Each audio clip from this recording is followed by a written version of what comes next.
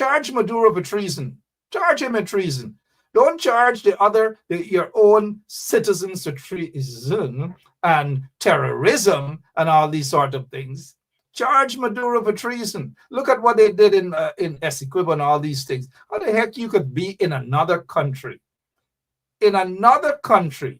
and install a governor in Essequibo, and the corrupt PPP regime sit there and do nothing? Absolutely not. Let's go straight to Tom Anderson, who is with us this evening.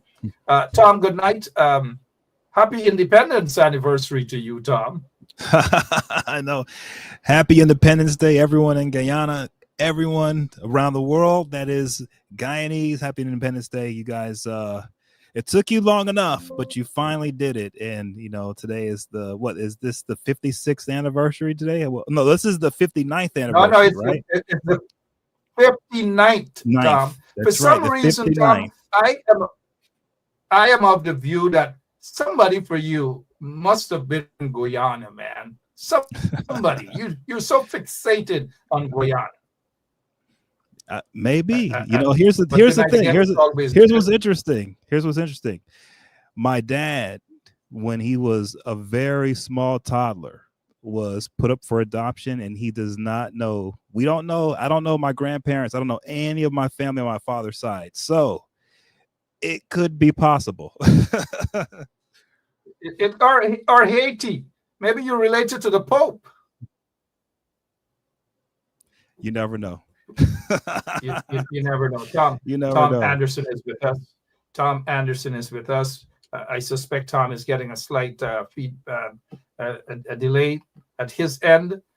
Tom, I don't know if you've been following Suriname elections. It looks as though the incumbent is being kicked out because NDP which is the opposition party, has 18 seats, and the incumbent, Santoki, has 17 seats. They now have to form a coalition. NDP, that is headed by, could possibly be Suriname's first female president.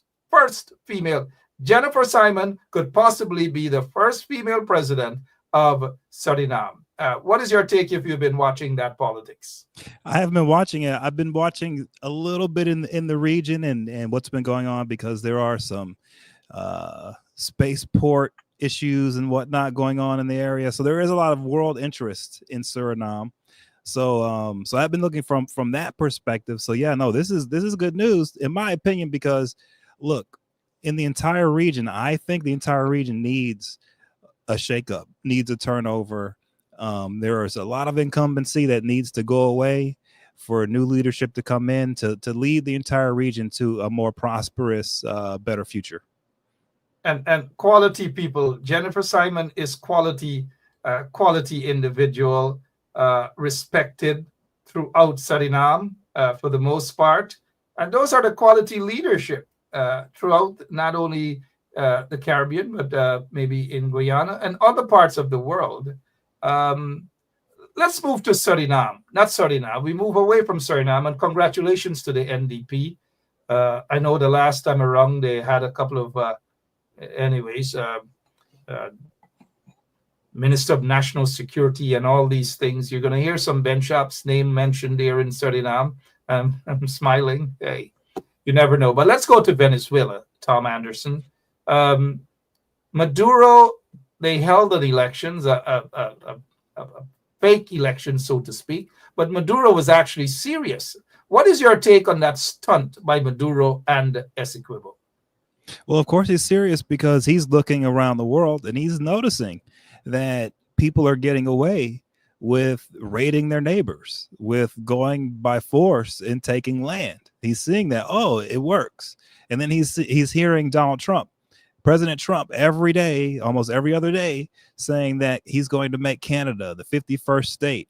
Oh, it's time for us to take over Greenland. Oh, we're going to take over the Panama Canal. And so all of this talk going on. And if you're Maduro and you're a dictator and you look next door and you see, oh, wait a minute, those guys don't look too serious to me. I can just take their land. And what are they going to do about it? And so he's serious. He's looking next door and he's saying, hey, I can take this. And who's going to stop me? And so all he's doing now, he's like he's like a hyena right now. He's just watching around. He's peeking in and out of the bush. He's getting in close, and then he's backing off, and he's doing everything he can to push every button he can so that if there's an opportunity, he's going to strike. And it's going to happen so fast, the whole world will be surprised. So yeah, I'm not surprised he's serious. Of course he's serious. And he's serious because the opportunity is there for him. Yep. And it didn't go anywhere because nobody voted. Absolutely no one voted in Essequibo, as far as I'm aware. No one voted. But this guy, Maduro, is actually serious. What is your take, though? Because the Americans say, look, they are not going to sit by and allow Maduro because they haven't recognized Maduro as the president, as a legitimate government, and rightly so. But what is your take on the position of the U.S.? Well, I mean, yeah, we have our position, but, I've been saying, I've come on this show a lot, and I've been saying, the problem with the United States and when it comes to Guyana is that we aren't like up to speed on what's happening in the region. We just aren't, man. Like, so we have people who know what's going on, but we have a disconnect between the people who know what's going on and the leadership of our country in Washington, D.C. There's a huge disconnect there. Okay. And so the information of what's happening on the ground here and what's happening in Venezuela and everything else in the region, that is not making it to the White House, to upper echelons in D.C. Those guys, this is not making it. And so because of that, there's a serious issue here. And here's what the issue is. Yes, we're serious about protecting our interests in the region. Yes. But there are other players who want to pay big money to make us say, no, we're not that serious. And so, you have a situation where the reason why this guy Maduro is doing what he's doing is because he's hoping that a foreign power will offer him a ton of money to go in and take Essequibo. Like that's what he's doing. He's like a salesman right now, and he's taking that part of Guyana and he's advertising to the world, to any big powers, look, if you pay me a bunch of cash, I'll come take this land and I'll split it with you. That's what he's offering on the world stage. Do you think, though, Tom, that what Jack Dave said and the fact that Jack Dave, they've been bending over backward for not only Maduro, but they started doing that under Chavez. And this is what Jack Dave actually said. You could probably, on the maritime area, give Venezuela a channel out to the sea. So you make a slight concession in the maritime area. So Jack Dave was offering Venezuela a slight concession, but Venezuela is now saying they don't want a slight concession. They want all of Essequibo. How much of an impact that what Jack Dave said has had on Maduro's decision on Essequibo? A huge impact, because here's Jack Dale, years ago, this is years ago, but still he's saying he's giving up part of Guyana's sovereignty to Venezuela. It doesn't matter the reason why. He's saying, let's just give it up. And here's the reason why that's important, because Guyana has the sovereignty it has from an international agreement. And so what Jack Dale was just flippantly saying off on the side years ago was, let's just forget about these intricate international agreements that take decades and decades, have been in place for over 100 years. Let's forget about that. And we'll just carve it up the way we feel like carving it up. And we'll just give them a little bit over here and a little bit over there. But the problem is once you change the agreement, it's gone. It's no longer that agreement anymore. Even if you change it a little bit, it's not the same agreement. And now Venezuela could say, well, we don't want the entire agreement anymore because you just said it. The agreement that was agreed to 100 years ago, that's not valid anymore because you gave us a carve out. So now that that's not valid anymore, we're going to take whatever we want. That's what would have happened. And that's what Jack Dale was allowing to happen as a leader of Guyana, to even say that. So yeah, this guy, I've noticed over the years, Jack Dale, he says a lot of things and he thinks that he's the most responsible guy. But the problem is, words like that one right there, it gives guys like Maduro, dictator guys, what Maduro is doing is he's taking that from what Jack Dale is saying his own words, and he's showing that to potential suitors abroad, to the Chinese and others. Look what this guy said. Even he wants to give us some of the land, please. Even he doesn't even want the agreement. Their own country doesn't want the agreement. This is how he's advertising it. So that's the problem here. And I don't know, now all of a sudden everyone wants to get serious because it looks like Maduro is serious, but this has been a serious problem for a long time. And the problem has resided in Georgetown. That's where it's been, because these guys haven't been serious about it until all of a sudden now they think they're serious. But it's too late to be serious now. Should have been serious, right? And so that's why the problems are occurring. That's why this guy is serious. That's why he keeps pushing, because he hasn't seen a government in Guyana serious enough for him to feel like, he shouldn't do that. That's the problem. And it's that simple. And there's nothing that I've seen out of Jack Dale or anyone else that they've said with their words that is going to change that dynamic. Nothing they've said. They keep saying it's one Guyana. We stand together. That doesn't intimidate Maduro at all. Okay, at all. Right? So they need to come better than that. They need to come stronger. And I don't know how they're going to do it. I'm not going to recommend how they do it, but I know they have to do it. And if they don't, this guy Maduro is going to continue to creep and creep and creep until he's going to pop and try to snatch something. And then it's going to be an international incident. And then you're going to see war. And then you're going to see people dying, innocent people dying. And it shouldn't have to go that far, right? It shouldn't have to. But with the way that, yeah.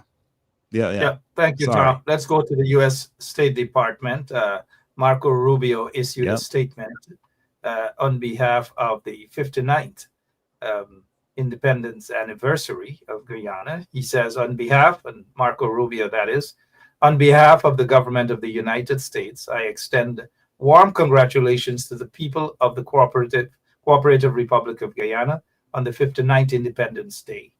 On your 59th Independence Day, it says here, the United States reaffirms its steadfast commitment to our partnership with Guyana, grounded in shared democratic values and mutual dedication to regional security and prosperity. And this is the part here. As Guyana continues to experience historic economic transformation under the leadership, as he claims, of Irfan Ali, we emphasize, listen to this part now, Tom, and others, wherever you are, we emphasize the importance of transparent governance and the rule of law that benefits all citizens. Your take on that part, particularly, Tom? Yeah, I mean, that's what's been asked. The entire world has been asking the government of Guyana to be more transparent, to stop with the corruption, that it makes no sense, that you have enough revenue coming in, that you don't need to be corrupt, but they don't care, right? They continue to go down the road of sticking their heads in the sand and pretending.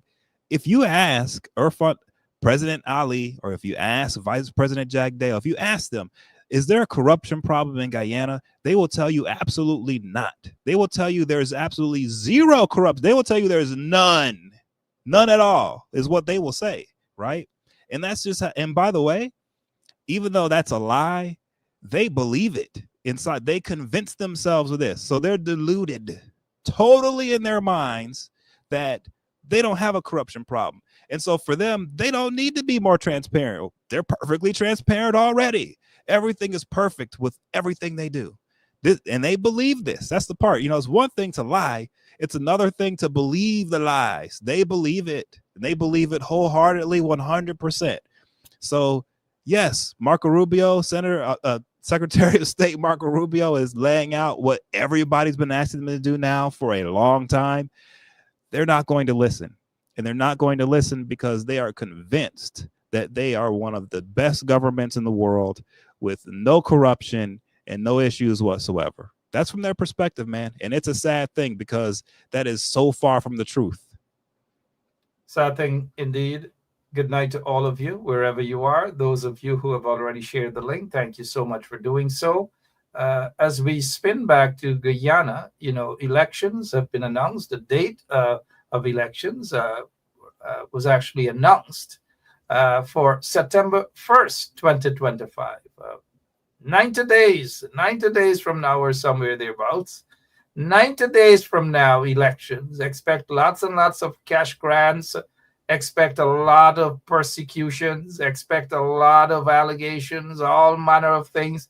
Expect some charges. Expect some individuals will be dumped in the lockups. Expect some individuals will be jailed. Expect some individuals will be charged with murder and all man. Expect those things. And I think it has started right off the bat. Let me see, Tom, if you know Guyana so much and you've been watching in. Do you know this guy? Sorry. That's Doggy. That's Doggy. Oh, yeah. That's not a good guy. He's a bad guy, Doggy. He's not a good guy. Why do you say he's a bad guy?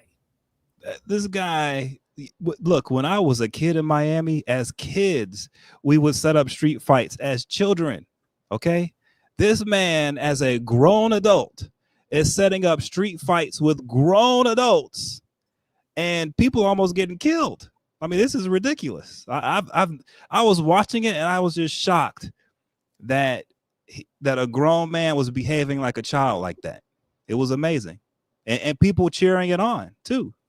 What do you think about that sort of culture? They call it the scrapehead culture. What do you think? Because I saw it to be the scrapehead culture. I don't think that's the scrapehead culture. I think the scrapehead culture is actually,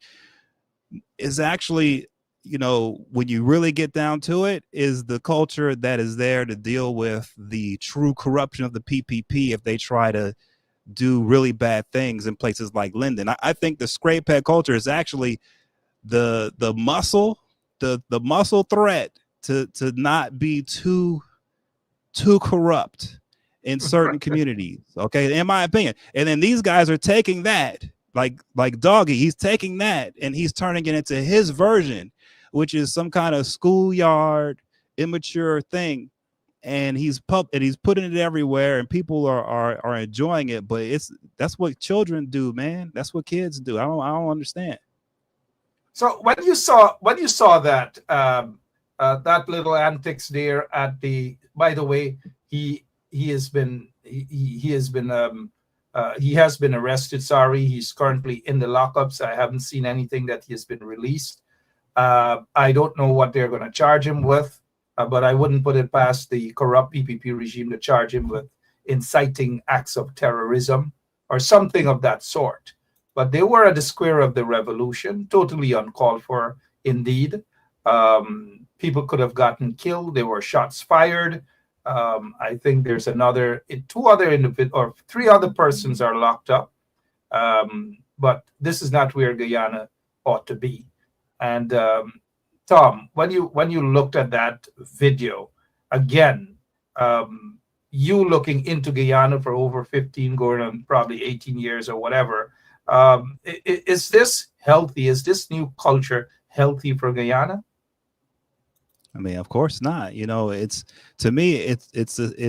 going backward, right? In a huge way, because one of the beautiful things about the nation of Guyana, if anyone listening and watching this right now, if you don't know, if you're not familiar, one of the great things about the culture is that it's a culture that is very traditional, right? But at the same time, it's not stiff-necked. It's not a stiff culture. It's a very loose, very fun, loving culture, but it's a very traditional culture. So this type of behavior by Doggy is a huge step backwards, right? And it's something from just watching what he was doing. He's encouraging more of this. Clearly, he wants to create an atmosphere in Guyana where this type of behavior is known as the scrapehead behavior. That's what he's trying to do.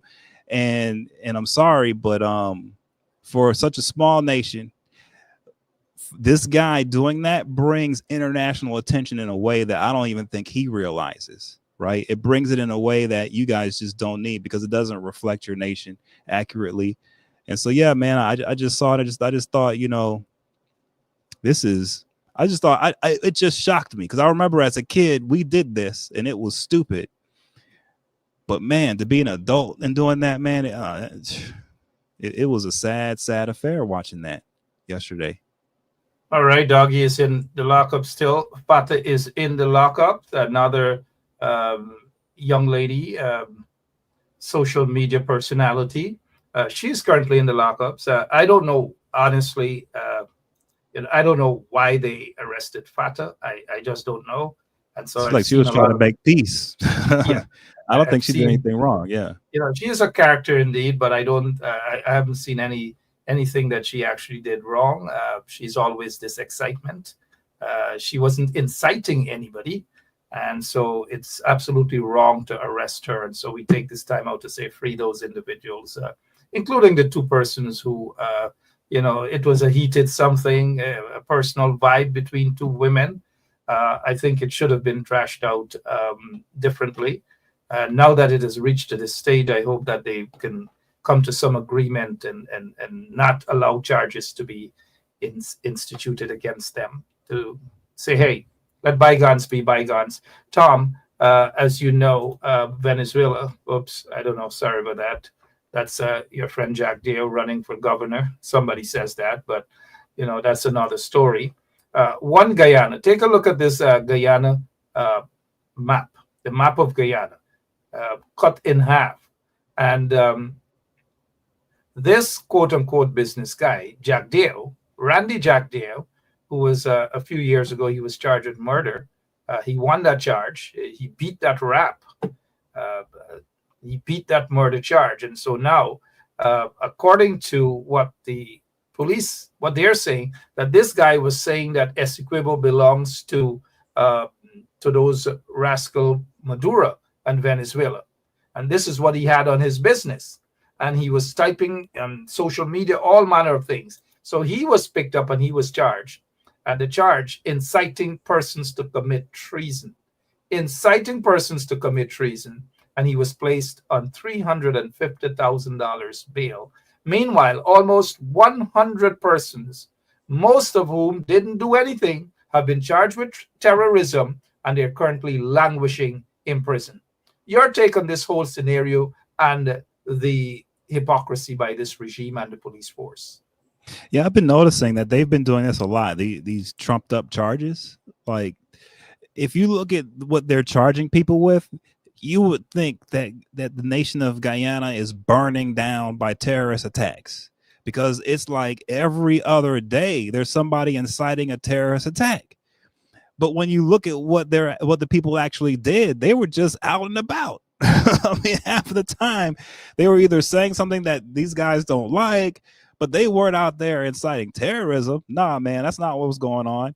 And so when I've been noticing that, I've been saying, that's a mistake. And here's why it's a mistake: because there are real terrorists in Guyana right now, for real. And those guys can and will, if given the chance, commit a terrorist act. Maybe not in Guyana, but in another country. And so when you have a situation where your government is spending time chasing, people who aren't even really criminals, they're just people who are politically, malcontents, and they're saying things you don't like politically. You're chasing after them and hitting them with terrorism charges, when the real terrorists are running loose, making their plans, getting rich off of smuggled gold, right? They go and commit an act. Then how are these guys going to look as a government? They're going to look ridiculous, because here they were spending all this time, effort, and resources going after people because they say things they don't like, and charging them with terrorism type charges, when the real terrorists are running around free. And no one's saying anything to those guys. The real terrorists, no one's going after those guys. And there are a bunch of them right now in Guyana. So yeah, this is not a good look. I've been watching it with some concern, because I know there are real dangerous people there, and this government doesn't go after the dangerous ones. And so to be so heavy-handed on people who really haven't done anything, it shows a sign to me of desperation by the government. And I've been telling you this before, Mark. They look very desperate, the PPP. They're behaving with a desperation that is not good when you're leading a country that's dealing with a Maduro next door. When you're leading a country, when you've got Ukraine going on and the crazy stuff going on in Gaza, and you have the Russian stuff. There's so much going on right now. This is not what they need, this type of desperation. It doesn't make things better. It makes things worse. So yeah, this is not a good sign, and it's disturbing, and it's not a good trend. As people should keep watching this and should demand that they stop this, because sooner or later something really bad's going to happen here by the real criminals they're not going after, and when it does, it's going to create a kind of chaos that no one needs. The real criminals that they're not going after, obviously setting that stage for real chaos in the country. The money launderers, the gold smugglers, those who have facilitated terrorism around the world, Tom. And you know who some of those individuals are. We see some of them pretending to be angels these days. But Tom, I want to touch on this particular issue, that the opposition walked out of Parliament. This lady here sits there, one seat she's squatting on.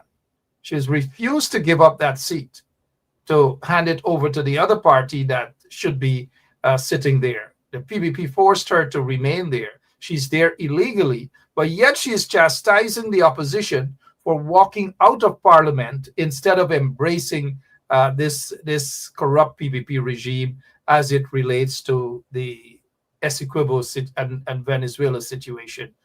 What is your take on the opposition walking out of Parliament? You as a quote-unquote outsider, what is your take, sir? No, I think it's from an outsider's perspective, I think it's been a long time coming that the opposition started to do something, right? Because even if you don't, let's just say you take the PPP side of things and say that, oh, they are running the government perfectly. Let's just say you take their side, right? Politically speaking, the opposition is getting steamrolled. Okay, politically. Let's not even talk about how the country is being run. Let's just talk politics. When it comes to politics, the opposition has a problem. They're not showing any fight. They haven't been showing fight. So them doing this is a huge improvement. They're finally showing some fight and some backbone. And so, yeah, I can see how some people would be upset at this, right? Because they don't want the opposition having there are people who do not want the opposition having a backbone. There are people who do not want the opposition doing things like this, because if the opposition has a backbone and the opposition is active and they're prickly and they're pushing hard all of the time, right? What it does is it opens the door, the opportunity for other people politically to get involved and for actual change to happen, right? So yes, many people are not going to want the opposition to be walking out of Parliament, because that's a power move, and they don't want to see the opposition making power moves politically right now. Now that elections, there's a date for elections, September 1st. Those of you, if you're prepared, if you're in Guyana, you have your ID cards, prepared to vote and prepared to put your X on the right spot. That will able to have Guyana breathe again. Do not be confused with where you put your X. Do not be swar, guys. Do not. Not everything that glitters is gold.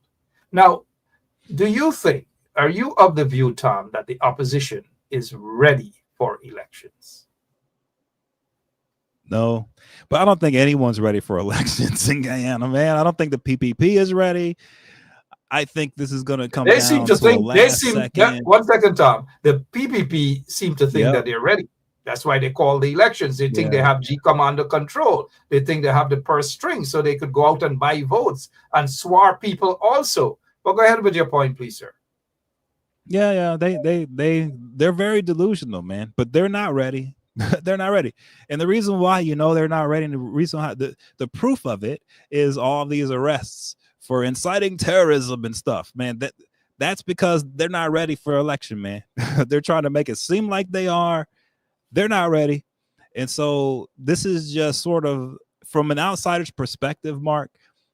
I see this as almost a cultural thing in Guyana. I really do think I just look culturally. It's just like in Guyana, man, the people don't move until they really have to move. And so I think the politics are the same way, man. I don't think these guys are really that ready. I think it's a cultural thing, and they're not trying to move until they really have to move. And so it'll just be the next, 90 days is going to be total freaking mayhem and chaos. because these guys are going to be trying to get ready and try to win all at the same time. Is going to be madness.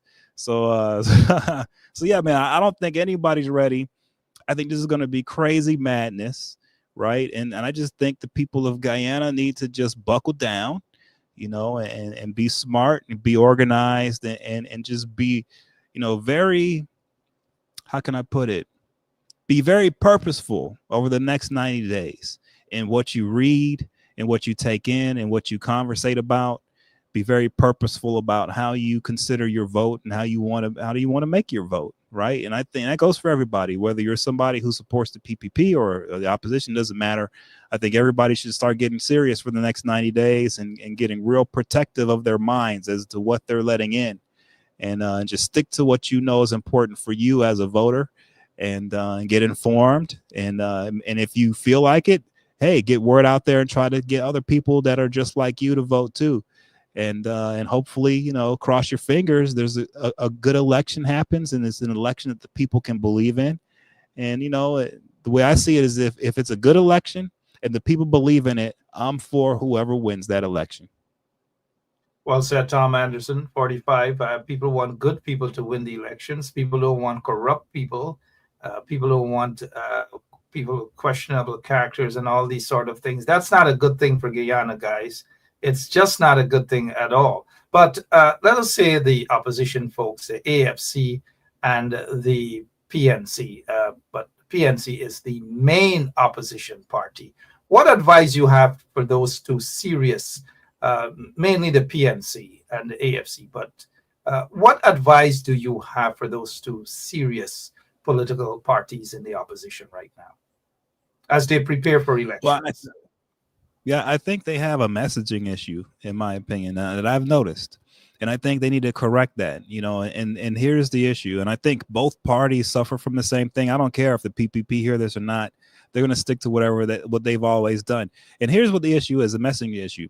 Both parties, the PNC and the PPP, they like to try to get votes by promising different things. Like I saw one today where the PNC promised free education to certain college students to the University of Guyana. And that's great. If they're elected, they're going to get free education, going to get free college education. And that's good, but I think they have to raise their messaging up above just like, hey, vote for us in exchange for some goodies, right? I think they need to make their message one where they're saying, look, Guyana is not at the point where the nation has to compete on an international stage with other nations, like in a serious way right now. And because of that, the PNC should be coming in and saying, hey, if you vote for them, what they want to bring to Guyana is new leadership in places all over the country to be more internationally competitive, so that the University of Guyana may recruit some leadership in from abroad who can come in and transform the university into a place of learning that not only offers free education to Guyanese citizens, but the education that it offers produces students who become professionals that can run the nation of Guyana independently. So that way you guys have experts in every field. So you don't have to, when you have an issue, you don't have to reach outside, right? You don't have to go to the United States. You don't have to go to Canada or another island nation to get help for an autopsy. You don't have to reach out to get help on, finding out, hey, is this a good deal that we're signing with this oil company on this oil deal that we're looking at, right? You don't have to trust some foreigners to tell you whether that's a good deal or not. You'll actually have your own domestically trained and educated world-class professionals in areas that the nation needs in order to function properly. Like, that's where the promises need to be. That's where the rhetoric needs to be from the PNC. They need to be speaking from the perspective of, look, we need to create a modern nation here. In order to do that, we have to be internationally competitive. So if you elect us, we're going to make this nation an internationally competitive nation on all of these different levels. And the levels they need to lay out are the ones that they are good at. Education, which is one of them, right? public service, all types of other things they can do and they can lay out. But I think that's what needs to happen. They have to raise the rhetoric up a level, and they have to make it so that the people of Guyana can see, right, that they actually have a plan for expanding the wealth of the nation, and for expanding the education, for expanding the nation into a position where it should be on an international stage. And that, I think that's a much better place to be in when you're talking from that perspective with that message than the message of, hey, vote for us and we'll get you some free college classes. I think that's the difference. And I think they need to start looking more at that bigger message and then funneling all the other stuff underneath it. I think that's what I would say if I have any advice to them. Thank you so much, Tom. At 50 minutes after 9 o'clock, and the messaging is how they package the messaging. You don't want a situation where Guyana is taken backward, and that is why it's important who you vote for. You don't vote for people who swear, vote for people who don't have a conviction, vote for people who basically dilly-dally on issues, vote for people who have a track record of corruption and all manner of different things. Don't waste your vote, guys. Don't waste your energy. Don't waste your votes. Just don't do that. This elections is very important. They're very important. And therefore, you have to sit back. You have to make a proper decision. And you have to put your X on the right spot. You have to do it. If you don't do it and you fall for swears from these individuals who selling snake oil salesmen and so forth and so on, and you allow your emotions to get in the way, of course, the PPP has to be removed. And they will, in my opinion, be removed. But be careful. Be careful how you vote. Now, getting back to the PNC, I think the PNC, what they're saying with free and fair elections is that the PPP did a butch job on that, is that they have deprived young Guyanese, they have deprived Guyanese for 20-something years, almost 25 years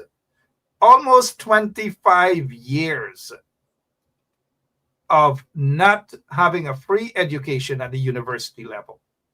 For a couple of decades, under the People's National Congress, they were, according to the Constitution, education is free from nursery to university. In 1992, when the PPP took office, not so long after, they got rid of the free education at the university level and forced individuals to pay for their university degree. And that caused a lot of young people who couldn't afford, or their parents couldn't afford to send them to university, had nothing else to do. And so for 20-something years, the PPP created this environment. They created this batch of young people that we're seeing today. Not all of them, but a lot of them believe that they have no future in Guyana because the government, the PPP regime, created that atmosphere. They got rid of all of the vocational schools, all of the technical schools, and all of these things under the PPP regime.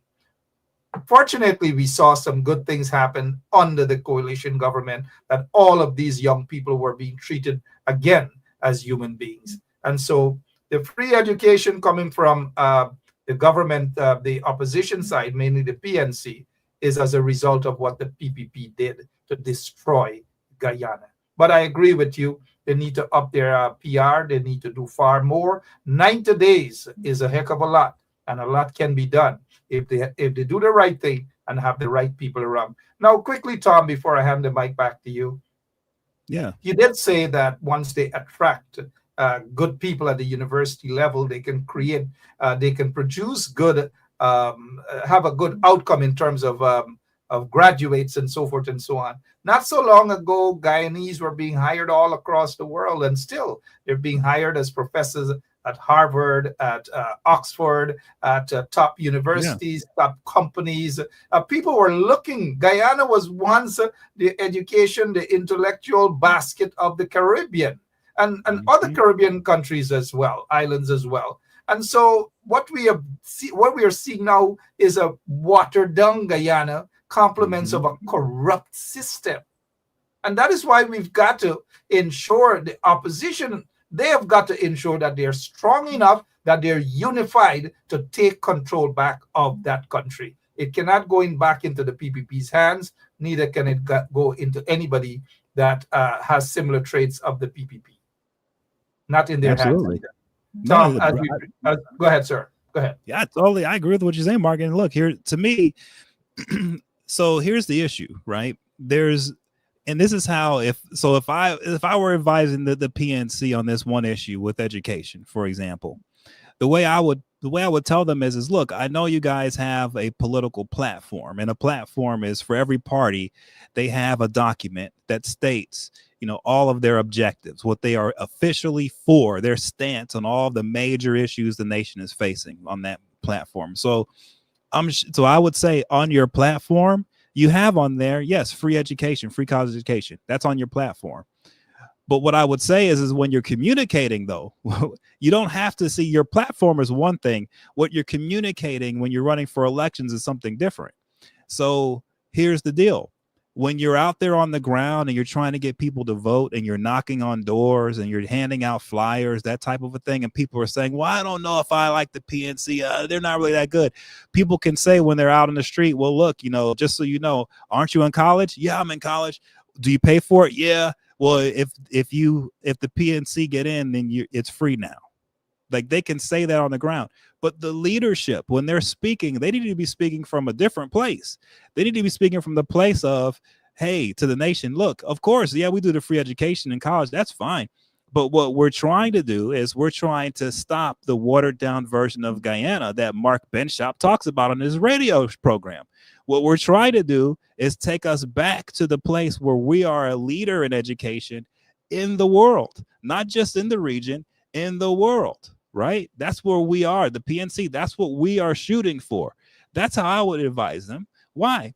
Because Guyana can actually do that. It's in your hands. It's possible to do it. And how do I know it's possible? Because like you said, Mark, before, you guys have done it before. So it's culturally there for you to do it, right?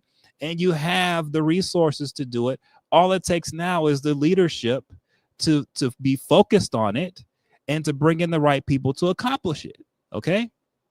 So to me, this is a winning argument for the PNC, but it has to be an argument where they're raising the level up above just here's a handout for a vote to no, we're actually trying to transform the country back to a place, in certain instances, back to a place that it used to be on education. But we're also looking forward and we're trying to be competitive in areas that we never even thought we'd be competitive on. For example, maybe Guyana wants to be competitive in the robotics area. Maybe Guyana wants to be more competitive in the AI arena. Okay, there are many things that Guyana can do going forward that with a quality university, with quality people running it and quality staff, Guyana can become something very, very special on the education front. But these are the type of discussions that the PNC should be having all the time. This type of talk. It shouldn't be the talk of, oh, the PPP are so bad. They're bad guys and they want you to pay and we're going to give you a free education. So vote for us. Okay, that's an okay argument, but I'm telling you, that's not going to win an election.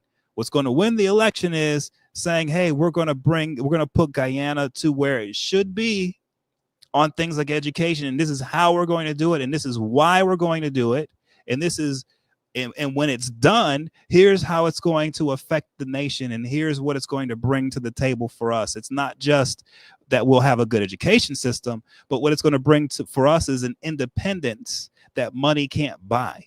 Because when you have your own people, highly trained and highly educated, running all of the essential functions of your nation, now you're in a spot where you can actually have independence, right? And that's what you're shooting for. And it starts with your education. So that's why this is a winning topic, but they have to be up on the high ground on it and not just talking about a vote for free college credits. Well said, Tom Anderson. At 58 minutes after 9 o'clock, Sri Nandalal is saying Guyana or Guyanese need opportunities, not handouts. And it's perfectly in keeping with what we have been saying here and what you just said there, Tom, that Guyana can do better. Of course, it can do better with good people in government. And I really do mean good people, not hustlers and not scamps and not rogues and all the good people, people who have Guyana at heart, patriotic people. That is what's needed. People with a vision, if you know what I mean. Don't fall for swar. Don't fall for swar, as we say in Guyana. Do not fall for swar. Tom, as we prepare to go, anything else you wish to say in your closing remarks? We have noticed that the guy who has been sanctioned, Azruddin Mohammed and his father, they have been sanctioned along with a government official. And we're told that there are indictments, serious indictments against them, gold smuggling, money laundering, terrorism, assassination. Those are very, very serious allegations leveled against an individual who now wants to run for president of the Cooperative Republic of Guyana. Your take on that, sir, before we go. So, it's complicated, but it's possible, right, that him running for president opens the door to someone like Aubrey Norton actually winning, because he could peel votes away from the PPP. Okay. And if he did even though at this point in time there's no evidence that he can peel vote away from the PPP, but more from the opposition. Well, go ahead, sir. Yeah. So there's no evidence, but if you're a good strategist from the PNC, you can force him to peel away votes from the PPP. You can box him in politically. And I've seen enough from him to know that he's not sophisticated enough politically to avoid being boxed in. So yeah, I would make sure, and I'd make sure that the only place he's running his campaign are in PPP territory. That anytime he comes into the PNC or APNU territory, that there's no go there, right? And I would box him in. So yeah, this could. All I'm saying is, if played right, the PNC could take advantage of this. Okay, they can. I don't know if they have the wherewithal to do it, the strategic, minds to take advantage of it, but it's there to have. And the reason why I say that is because looking at Azruddin Mohammed over the last year or so, I don't believe that he's a serious candidate in any way. Okay, I don't. But I do believe he can do some damage to somebody in 5 or 6% here or there. It's just, who does he do the damage to? Does he do it to the APNU or does he do it to the PPP? That's going to be the question. And how each party handles him is how it's going to turn out. So I think there's more than enough ammunition out there to show that he's right in line with the other PPP corruption people. Azruddin is. That's how he got the wealth that he got. There's a lot of corruption, going over the years with the PPP. And even his father, Shel Mohammed, has said it publicly that, going back many, many years, he's worked with the PPP and been very close to them. So there's enough information there politically for the APNU and for the PNC to take advantage of this. And it may work it really could work to their advantage if they play it right, but it's going to be hard. And they're going to have to, get some smart people there that can strategize this out to their advantage. But I think they can do it. All right. That said, we're out of here. It's the 59th anniversary, independence anniversary, and we wish you all the best again, all of you in Guyana, outside of Guyana.